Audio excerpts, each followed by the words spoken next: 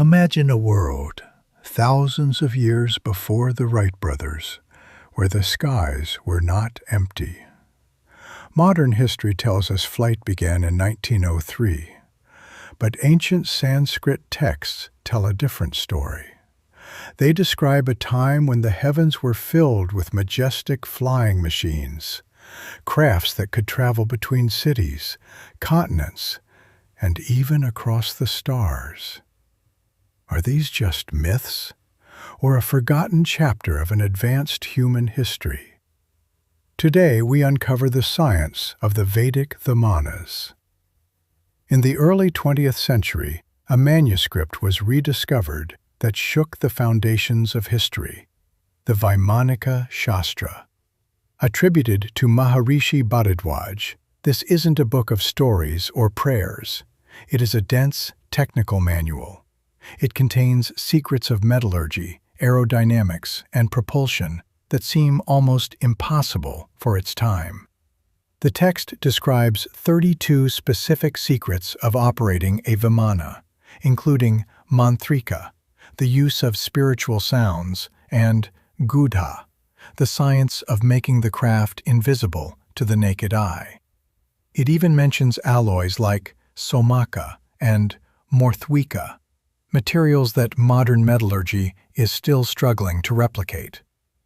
The Vymanika Shastra categorizes these celestial chariots into 4 distinct models, each with a unique purpose. The Shakuna Vimana, built like a giant bird for extreme maneuverability within the atmosphere. The Sundara Vimana, a sleek, rocket-like craft designed for high-speed vertical takeoffs. The Rukma Vimana, a massive golden disc-shaped ship. Its descriptions perfectly match what we today call UFOs. And finally, the Tripura Vimana, a multi-terrain marvel. It was designed with a 3-part structure that allowed it to travel on land, dive deep under the ocean, and soar into the vacuum of space.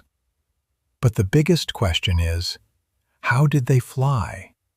The texts speak of a propulsion system that sounds like pure science fiction, the Mercury Vortex Engine.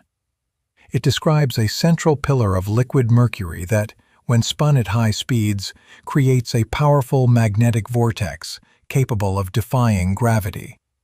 For decades, science dismissed this as fantasy. But today, NASA is actively researching ion propulsion and liquid metal thrusters. We are realizing that Mercury is an incredible conductor of electromagnetic energy.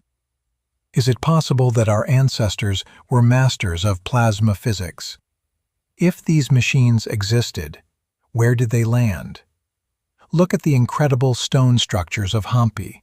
The massive, flat-topped granite hills and precision-cut platforms have led many to wonder, were these ancient launch pads? In the Ramayana, the Pushpaka Vimana is described as being parked in specialized sheds called Vimana Grihas. This wasn't magic. It was high-tech infrastructure. From the celestial wars of the Mahabharata to the peaceful explorations of the Puranas, the evidence is scattered across our heritage.